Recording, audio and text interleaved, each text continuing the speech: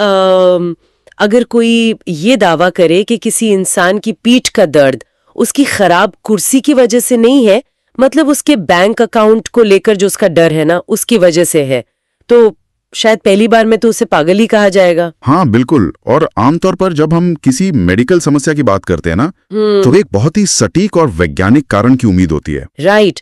जैसे हड्डी टूटती है तो एक्सरे में वो टूटी हुई सफेद लाइन साफ दिखती है और डॉक्टर सीधे पॉइंट आउट करके कह देते हैं कि समस्या यहाँ है। बिल्कुल ब्लैक एंड व्हाइट। देखिए, ये नजरिया बहुत ही स्पष्ट होता है। इंसानी दिमाग को ना ये बाइनरी सिस्टम बड़ा पसंद है, या तो चीज टूटी है या नहीं टूटी है। हम चाहते हैं कि समस्या हमारी आंखों के सामने हो, ताकि उसे किसी दवा या सर्जरी से तुरंत ठीक कर दिया जा सके, है ना? हाँ। पर जब हम माइंड बॉडी कनेक्शन की दुनिया में कदम रखते हैं ना, मतलब हमारे दिमाग और शरीर के रिश्ते की दुनिया में, तो वो एक्सरे मशीन अचानक काम करना बंद कर देती है। बिल्कुल। यहाँ चीजें इतनी साफ नहीं है। ये एक ऐसा क्षेत्र है जो बहुत गहरा है और कई बार ना बहुत उलझा हुआ भी लगता है। सही बात है। और यहीं पर आज का हमारा स्रोत एक बहुत ही क्रांतिकारी विचार लेकर आता है। जी। आज के इस डीप डाइव में हम लुईस एल हे की उस किताब के विश्लेषण में उतर रहे हैं जिसने लिटरली पूरी दुनिया में तहलका मचा दिया। You can heal your life. आपको पता है इस किताब की दुनिया भर में 3 करोड़ से ज्यादा प्रतियां बिक चुकी हैं। ओह वाओ, 3 करोड़ कॉपीज बिकना ये साबित करता है कि इसके संदेश में कुछ ऐसा है जो इंसानी अनुभव की किसी बहुत गहरी सच्चाई को छूता है। राइट। और हमारा मिशन आज यही समझना है कि क्या वाकई हमारी सोच और हमारे विचार हमारी वास्तविकता को और हमारे शारीरिक स्वास्थ्य को पूरी तरह से आकार देते हैं। किताब का मुख्य आधार एक बहुत ही सरल सिद्धांत पर टिका है। वो ये कि हम जो सोचते हैं वही हमारी सच्चाई बन जाती है। यूनिवर्स हमारे हर उस विचार का पूरी तरह से समर्थन करता है जिसे हम सच मान लेते हैं। बिल्कुल। पर यहाँ एक बहुत ही स्वाभाविक सवाल उठता है। मैं सोच रही थी कि ये हम जो सोचते हैं वही होता है वाली बात सुनने में तो बहुत प्रेरणादायक लगती है, पर असल जिंदगी में लागू करने के लिए ये बहुत मुश्किल है। हाँ, प्रैक्टिकल तौर पर ये चैलेंजिंग लगता है। मतलब क्या सच में सिर्फ सोचने भर से चीजें बदल सकती हैं? अगर कोई सोच ले कि वो रातों रात करोड़पति बन जाएगा तो क्या ऐसा हो जाएगा? या ये कहीं सिर्फ ख्याली पुलाव पकाने वाली बात तो नहीं है? या फिर वो जो आजकल कहते हैं ना, टॉक्सिक पॉजिटिविटी? देखिए, यहाँ सबसे दिलचस्प बात यह है कि स्रोत सिर्फ सचेत स्तर की, मतलब कॉन्शियस लेवल की सकारात्मक सोच की बात नहीं कर रहा है। तो फिर किसकी बात कर रहा है? ये सिर्फ शीशे के सामने खड़े होकर मुस्कुराने के बारे में नहीं है। ये हमारे अवचेतन मन यानी सबकॉन्शियस माइंड की गहराइयों में बैठी उन मान्यताओं के बारे में है जो हमारी पूरी जिंदगी चला रही हैं। अच्छा, मतलब जो बैकग्राउंड में चल रहा है। राइट। अगर कोई ऊपर ऊपर से सोच रहा है कि मैं बहुत सफल हूं, लेकिन उसके अवचेतन में गहरा विश्वास बैठा है कि मैं इस सफलता के लायक ही नहीं हूं, तो यूनिवर्स उसी गहरे विश्वास को हकीकत बनाएगा। तो मतलब अवचेतन मन हमेशा जीतता है? हमेशा। तो ये समझना बहुत जरूरी हो जाता है कि ये गहरे विचार या मान्यताएं आखिर बनती कैसे हैं। अगर हमारे विचार हमारी वास्तविकता बना रहे हैं तो वो विचार हमारे दिमाग में आए कहाँ से? कोई इंसान जानबूझकर ये क्यों सोचेगा कि वो सफलता या प्यार के लायक नहीं है? इस सवाल का जवाब हमें सीधा हमारे बचपन की ओर ले जाता है। किताब के अनुसार दुनिया में लगभग हर इंसान के भीतर गहराई में जो सबसे बड़ी समस्या जड़ जमाए बैठी है ना, वो सिर्फ एक लाइन की है। वो क्या है? मैं काफी नहीं हूं, या फिर जिसे हम इंग्लिश में कहते हैं I am not good enough. I am not good enough. ये बहुत भारी और डराने वाला सच है। बिल्कुल। और इसके साथ कई बार ये भी जुड़ जाता है कि मैं प्यार के लायक नहीं हूं या मैं खुशियों का हकदार नहीं हूं। पर बच्चे तो ऐसे नहीं होते ना। बिल्कुल नहीं। जब इंसान पैदा होता है एक छोटे बच्चे के रूप में, तो वो एकदम परिपूर्ण होता है। किताब में बच्चों की इस परिपूर्णता का बहुत सुंदर जिक्र है। हाँ, मैंने भी देखा है। एक छोटा बच्चा अपने आसपास की दुनिया से नहीं डरता। वो अपनी भावनाएं खुलकर व्यक्त करता है। उसे पता होता है कि वो अपनी दुनिया का केंद्र है। राइट। उसे अपने शरीर के हर हिस्से से प्यार होता है, अपने पैर के अंगूठे से भी। ये बात सच है। एक छोटा बच्चा अगर खुश है तो पूरा कमरा उसकी हंसी से भर जाता है, और अगर वो गुस्सा है या भूखा है तो वो पूरे मोहल्ले को बता देता है कि उसे कुछ चाहिए। उसमें कोई झिझक नहीं होती। सही कहा। लेकिन फिर हम बड़े होने लगते हैं। एक बच्चा अपने बारे में और इस दुनिया के बारे में महसूस करना उन वयस्कों के व्यवहार से सीखता है जो उसके आसपास होते हैं, मतलब उसके अडल्ट्स। तो अगर आसपास के लोग डरे हुए हैं तो बच्चा भी डरना सीख जाता है। बिल्कुल।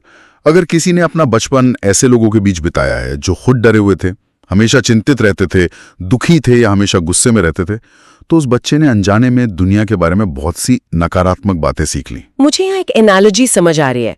ये तो ऐसा है जैसे बचपन में हमारे दिमाग के कंप्यूटर में एक करप्टेड सॉफ्टवेयर इंस्टॉल कर दिया गया हो। ये एक बहुत ही सटीक एनालॉजी है। है ना, हमारे माता पिता या आसपास के लोगों ने अनजाने में ही सही वो बग्स और वायरस हमारे सिस्टम में डाल दिए, और अब 30 या 40 साल की उम्र में हम उम्मीद कर रहे हैं कि हमारा कंप्यूटर बिना हैंग हुए चले। बिल्कुल, और मजे की बात यह है कि हम अपने रिश्तों में या अपने वर्कप्लेस पर ठीक उसी भावनात्मक माहौल को दोबारा बना लेते हैं जो हमारे बचपन का था। ऐसा क्यों करते हैं हम? क्योंकि हमारा सबकॉन्शियस माइंड उस परिचित माहौल को सेफ या अपना मानता है, चाहे वो कितना भी टॉक्सिक क्यों ना हो। हम बड़े होकर खुद को उसी तरह डांटते हैं और सजा देते हैं जैसे हमारे माता पिता हमें डांटते थे। ओह वाओ, मतलब अंदर ही अंदर चलने वाली वो आवाज असल में हमारे माता पिता की ही होती है। जी, हम अपने लिए वैसे ही दोस्त या बॉस चुनते हैं जो हमें वही फील कराएं। लेकिन एक सेकंड, अगर ये सब सच है, अगर हमारी सारी असुरक्षाएं और कमियां बचपन की प्रोग्रामिंग का नतीजा है, तो क्या हमें अपनी सारी परेशानियों के लिए अपने माता पिता को दोष नहीं देना चाहिए? मतलब क्या ये पूरी तरह से उनकी गलती नहीं है? ये एक ऐसा मोड़ है जहां किताब एक बहुत ही गहरा और अलग नजरिया पेश करती है। लेखक का कहना है कि हम पीड़ितों के पीड़ित हैं, मतलब we are victims of victims. पीड़ितों के पीड़ित, इसका क्या मतलब हुआ, थोड़ा समझाएंगे? इसका मतलब यह है कि आपके माता पिता आपको वो चीज कैसे सिखा सकते थे जो उन्हें खुद नहीं पता थी। हाँ, अच्छा। सोचिए जरा, अगर एक माँ को खुद से प्यार करना नहीं आता था क्योंकि उसे बचपन में प्यार नहीं मिला, या एक पिता को अपनी भावनाओं को सही तरीके से व्यक्त करना नहीं आता था, तो उनके लिए अपने बच्चे को यह सिखाना तो असंभव था ना। राइट। वो दे ही नहीं सकते थे जो उनके पास था ही नहीं। बिल्कुल। वे बस वही कर रहे थे जो उन्हें उनके माता पिता ने सिखाया था। ये पीढ़ियों से चला आ रहा एक चक्र है, इसलिए उन्हें दोष देने का कोई फायदा नहीं है। मतलब अगर हम दोष देते रहेंगे तो हम कभी उस चक्र को तोड़ नहीं पाएंगे। एग्जैक्टली। दोष देना हमें उसी स्थिति में फंसाकर रखता है। किताब का सबसे शक्तिशाली संदेश यह है कि सबसे बड़ी ताकत हमेशा वर्तमान क्षण में होती है, यानी प्रेजेंट मोमेंट में। तो अतीत का हम पर कोई जोर नहीं है। अतीत का हम पर कोई जोर नहीं है, जब तक हम उसे अपने दिमाग में जिंदा रखते हैं। आज इसी वक्त कोई भी इंसान एक नया विचार चुनने के लिए स्वतंत्र है। ओह, तो अगर हम उस अतीत को पकड़ कर रखते हैं, उन पुरानी बातों को और उस करप्टेड सॉफ्टवेयर को चलाते रहते हैं, तो उसका असर क्या होता है? अगर हम परिस्थितियों को दोष देते रहें, तो शरीर पर इसका क्या परिणाम होता है? जब हम अतीत को नहीं छोड़ते ना, तो हमारे अंदर कुछ बेहद नकारात्मक भावनाएं जन्म लेती हैं, जो हमारे शरीर के लिटरली जहर का काम करती हैं। जहर? वो भावनाएं कौन सी हैं? स्रोत के अनुसार 4 मुख्य भावनाएं हैं जो इंसान को सबसे ज्यादा नुकसान पहुंचाती हैं।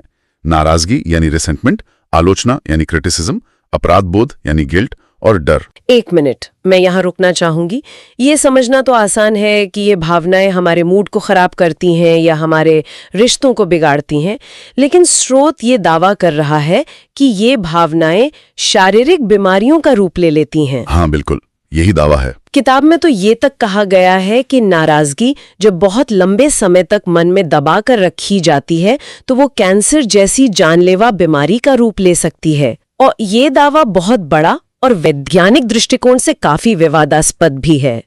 कोई विचार या भावना लिटरली शरीर के सेल्स को कैसे म्यूटेट कर सकती है? ये सवाल उठना बहुत लाजमी है। ऐसे समझते हैं, जब कोई इंसान सालों तक अपने मन में गहरी नाराजगी या गुस्सा पाल कर रखता है, तो उसका शरीर लगातार एक फाइट और फ्लाइट मोड में रहता है। मतलब शरीर को लगता है कि कोई खतरा है। हाँ, ये क्रॉनिक स्ट्रेस की स्थिति है।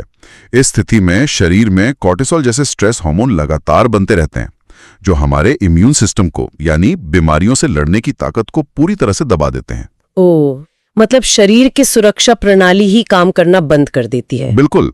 और जब इम्यून सिस्टम कमजोर होता है, तो शरीर में पनपने वाले किसी भी रोग को, चाहे वो कैंसर हो या कोई और गंभीर बीमारी, उसे बढ़ने के लिए एक अनुकूल माहौल मिल जाता है। तो कैंसर डायरेक्टली विचार से नहीं हो रहा, विचार से इम्यून सिस्टम डाउन हो रहा है और फिर बीमारी आ रही है। किताब का नजरिया यही है कि वो गहरी नाराजगी ही वो जहर है जो शरीर को अंदर से खोखला कर रही है और उसे बीमारी के आगे बेबस बना रही है। ये बहुत ही डरावना लेकिन तार्किक स्पष्टीकरण है। और दूसरी भावनाएं जैसे आलोचना या क्रिटिसिज्म का शरीर पर क्या असर होता है? स्रोत के अनुसार लगातार दूसरों की या खुद की आलोचना करने की आदत शरीर में आर्थराइटिस या गठिया पैदा कर सकती है। आर्थराइटिस, इसका क्या कनेक्शन है? देखिए, आर्थराइटिस अक्सर उन लोगों में ज्यादा देखा जाता है जो मानसिक रूप से बहुत कठोर होते हैं, रिजिड होते हैं। अच्छा, जो फ्लेक्सिबल नहीं होते अपनी सोच में। राइट, जिनकी सोच में कोई लचीलापन नहीं होता और जो हर चीज में सिर्फ कमियां ढूंढते हैं। उनका वो मानसिक कड़ापन उनके जोड़ों के कड़ेपन के रूप में शरीर में बाहर आता है। वाओ, ये माइंड बॉडी का लिटरली एक मिरर इफेक्ट है। और अपराध बोध या गिल्ट, मुझे लगता है ये एक ऐसी भावना है जिससे शायद ही कोई इंसान बच पाया हो। बिल्कुल, अपराध बोध की एक बहुत ही अजीब फितरत होती है। ये हमेशा सजा ढूंढता है। सजा ढूंढता है। हाँ, जहां गिल्ट है वहां सजा की उम्मीद होती है, और सजा हमेशा दर्द लेकर आती है। इसलिए किताब बताती है कि जिन लोगों को शरीर में बिना किसी स्पष्ट कारण के क्रॉनिक दर्द रहता है ना, उसके पीछे कोई बहुत गहरा गिल्ट हो सकता है जिसे वे सालों से पकड़े बैठे हैं। ये बहुत ही डीप है। और चौथी भावना जो आपने बताई, डर। डर, लगातार डरे रहने से जो शारीरिक तनाव पैदा होता है, वो अल्सर, बालों का झड़ना और पैरों में दर्द जैसी कई समस्याएं पैदा करता है। हम अक्सर बाहरी चीजों पर उंगली उठाते हैं। हम कहते हैं कि मौसम खराब था इसलिए मैं बीमार पड़ गया, या मेरी तो किस्मत ही खराब है, या ये तो हमारे परिवार के जीन्स में है। पर स्रोत के नजरिए से देखा जाए तो ये बाहरी चीजें सिर्फ एक ट्रिगर हैं, असली कारण नहीं। असली समस्या हमारे अंदर के थॉट पैटर्न में होती है। राइट। किताब में एक बहुत ही स्पष्ट उदाहरण है कि कैसे एक महिला ने अपनी नाक की सर्जरी करवाई, फिर अपने दांत ठीक करवाएं, लेकिन इसके बावजूद उसे लगता था कि वो बदसूरत है। कोई भी सर्जरी उसे खूबसूरत महसूस नहीं करवा पा रही थी, क्योंकि समस्या चेहरे में नहीं, दिमाग में थी। ठीक कहा। हर डॉक्टर और हर सर्जरी सिर्फ उसके उस गहरे विश्वास को आईना दिखा रहे थे कि मैं अच्छी नहीं हूं। बाहरी बदलाव तब तक काम नहीं करते जब तक अंदर का थॉट पैटर्न नहीं बदलता। तो अगर ये नकारात्मक विचार और बचपन की प्रोग्रामिंग ही सारी बीमारियों और जीवन की समस्याओं की जड़ है, तो सबसे बड़ा सवाल यह है कि इस चक्र को तोड़ा कैसे जाए। यही सबसे जरूरी बात है। हम इसे बदलें कैसे? और यहीं पर इस किताब का सबसे महत्वपूर्ण हिस्सा आता है, बदलाव का तरीका, जिसमें माफी और मिरर वर्क शामिल हैं। किताब एक बहुत ही स्पष्ट और शायद कुछ लोगों के लिए असहज करने वाली बात कहती है। वो ये कि हर शारीरिक बीमारी की जड़ माफ ना कर पाने की स्थिति है, स्टेट ऑफ अनफॉरगिवनेस। हर बीमारी की जड़?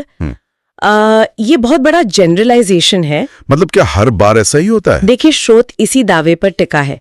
जब भी शरीर में कोई बीमारी होती है तो हमें अपने दिल में झांक कर देखना चाहिए कि हमें किसे माफ करने की जरूरत है।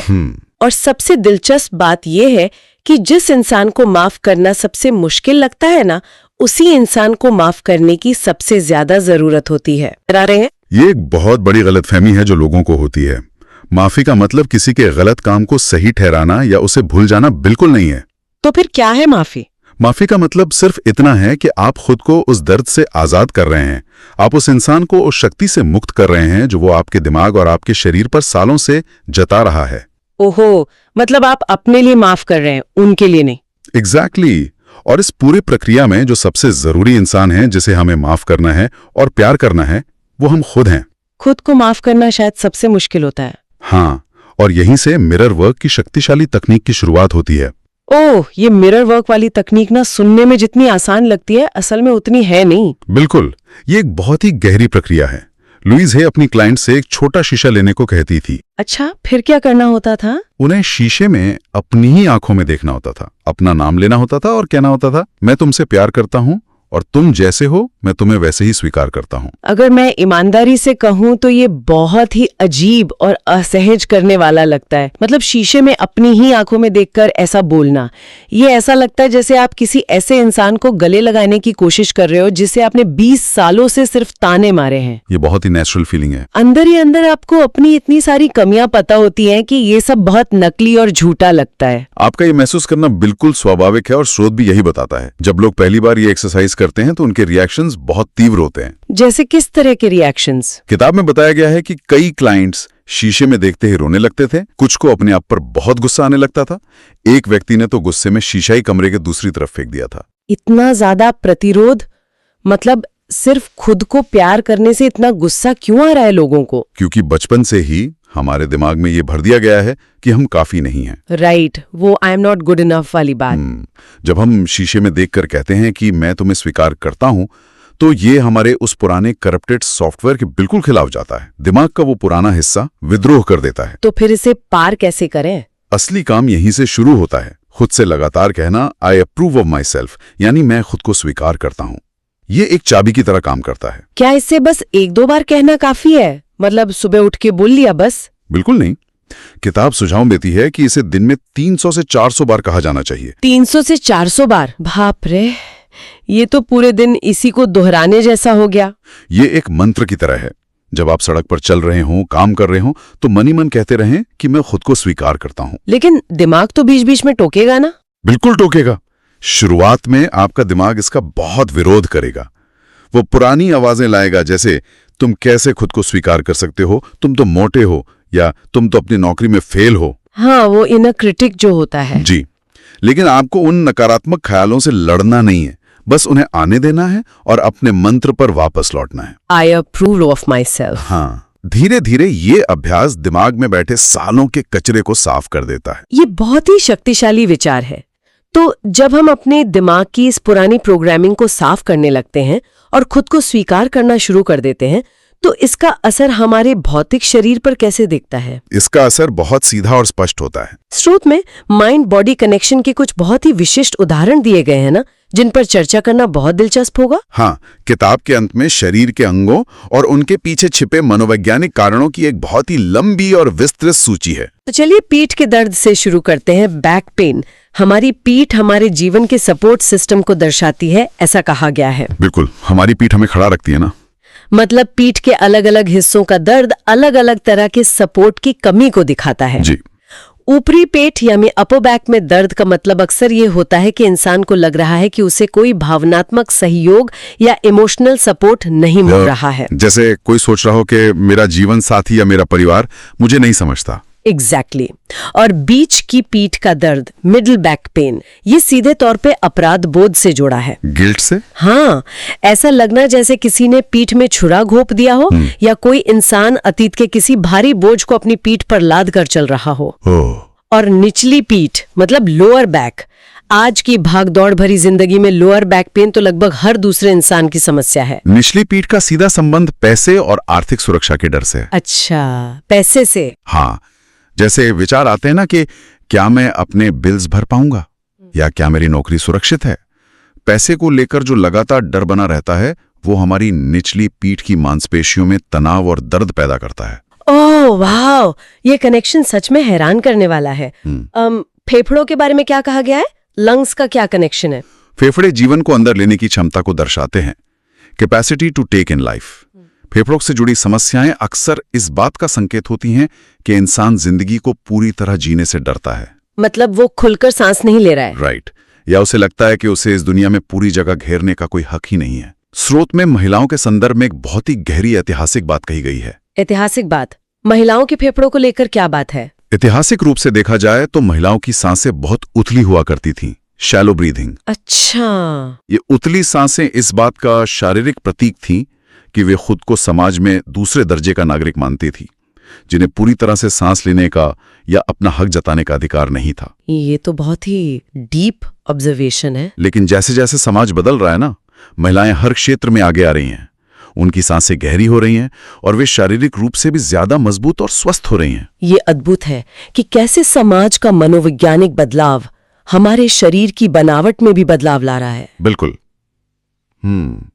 एक और बहुत आम समस्या है मोटापा या ओवरवेट होना। कई लोग सालों तक डाइटिंग करते हैं, जिम में पसीना बहाते हैं, लेकिन फिर भी उनका वजन कम नहीं होता।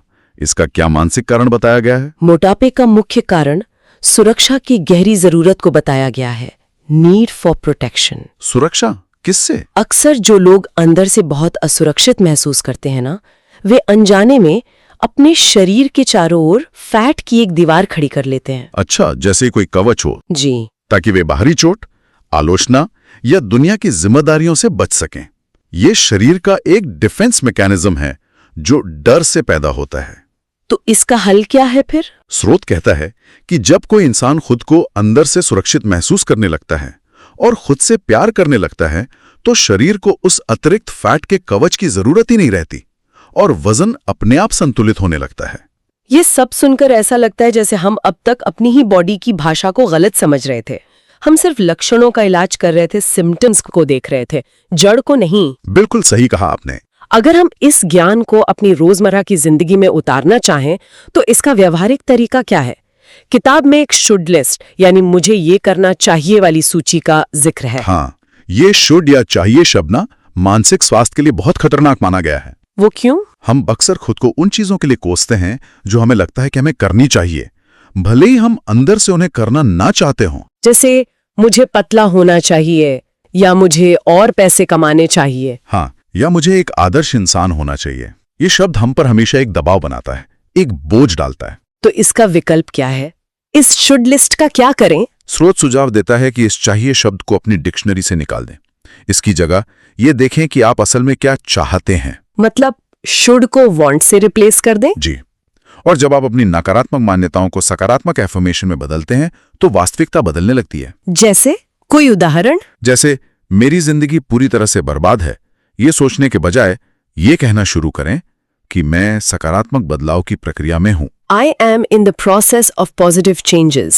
मुझे यहां लेखिका का वो व्यक्तिगत अनुभव याद आ रहा है जो उन्होंने अपनी किताब में शेयर किया है, अपनी कार वाला किस्सा। ओ हाँ, ये एफर्मेशन की ताकत का एक जीता जागता उदाहरण है। बिल्कुल, वो किस्सा ये साबित करता है कि जब हमारे अंदर का विश्वास मजबूत होता है तो बाहरी दुनिया के नियम कैसे बदल जाते हैं।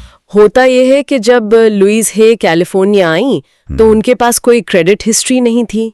हाँ, और बैंक उन्हें कार का लोन देने को बिल्कुल तैयार नहीं थे। राइट, क्योंकि वे एक महिला थी, अपना काम खुद करती थी, मतलब सेल्फ एम्प्लॉयड थी। हाँ। और उन्होंने पहले कभी कोई बड़ा लोन नहीं लिया था। कागजों पर उनके लिए कार खरीदना असंभव था। लेकिन उन्होंने उस बाहरी ना को अपनी सच्चाई नहीं बनने दिया। बिल्कुल नहीं। उन्होंने हार मानने के बजाय एक रेंटल कार ली और रोज ये एफर्मेशन करना शुरू किया, मेरे पास एक सुंदर नई कार है और वो मुझे बहुत आसानी से मिल गई है। और मजे की बात यह है कि उन्होंने इसे छुपाकर नहीं रखा। हाँ, उन्होंने हर उस इंसान को ये बात बतानी शुरू कर दी जिससे वो मिलती थी। हाँ। और नतीजा ये हुआ कि एक बिजनेस वुमन को उनकी ये कहानी इतनी पसंद आई कि उसने बैंक में अपने एक जानकार को फोन किया और लुइस के लिए अपनी तरफ से गारंटी दे दी। जे और सिर्फ 3 दिन के अंदर लुइस एक बिल्कुल नई कार शोरूम से बाहर चलाकर ले जा रही थे। ये घटना ये दर्शाती है कि सीमाएं सिर्फ हमारे दिमाग में होती हैं। जब कोई इंसान इस बात पर पूरा यकीन कर लेता है ना कि वो किसी चीज के लायक है तो यूनिवर्स उन चीजों को उस तक पहुंचाने के रास्ते निकाल ही लेता है। ये बहुत ही पावरफुल है। तो अब इस पूरी चर्चा को समेटने का वक्त आ गया है। हमने ये समझा कि बचपन की वो अनजाने में हुई प्रोग्रामिंग कैसे हमारे अंदर मैं काफी नहीं हूं का बीज बो देती है। हाँ। और कैसे हमारी नाराजगी, आलोचना और अपराध बोध जैसी भावनाएं धीरे धीरे शरीर में बीमारियों का रूप ले लेती हैं। और सबसे महत्वपूर्ण बात, कैसे माफी और खुद को स्वीकार करना इस पूरे चक्र को तोड़ सकता है। राइट। इस पूरी किताब का सार बस एक लाइन में यह है कि आपकी वर्तमान वास्तविकता आपके पुराने विचारों का नतीजा है। राइट। लेकिन आपकी असली ताकत इसी पल में है। अगर कोई भी इंसान आज अभी अपनी पुरानी नाराजगी को छोड़ दे, खुद को माफ कर दे और I approve of my self को दिल से अपना ले तो शरीर और जीवन दोनों में चमत्कार हो सकते हैं। शुरुआत में हमने उस एक्सरे मशीन की बात की थी जो सिर्फ टूटी हुई हड्डियों को देख सकती है, हमारे टूटे हुए विचारों को नहीं। वो मशीन शायद हमारे अंदर बैठे उस डरे हुए छोटे बच्चे को न देख पाए जो आज भी किसी से माफी या प्यार की उम्मीद कर रहा है। लेकिन हमारा शरीर उस बच्चे की हर एक बात सुनता है। बिल्कुल, हमारा दिमाग, हमारी भावनाएं और हमारा शरीर, ये सब एक ही सिस्टम का हिस्सा है। अंत में श्रोताओं के लिए एक बहुत ही गहरा विचार है जिस पर हम सभी को सोचना चाहिए। आधुनिक विज्ञान भी अब ये मानने लगा है कि हमारे शरीर की हर एक कोशिका यानी हर एक सेल हमारे हर एक विचार को सुन रही है। ये बहुत ही कमाल की बात है। जरा सोचिए, आपका शरीर आपके दिमाग में चल रही हर बातचीत को चुपके से सुन रहा है, उसे महसूस कर रहा है। सवाल यह है कि आज हम अपने शरीर को कौन सी कहानी सुना रहे हैं? हाँ। डर और कमियों की कहानी या प्यार और पूरी तरह से खुद को स्वीकार करने की?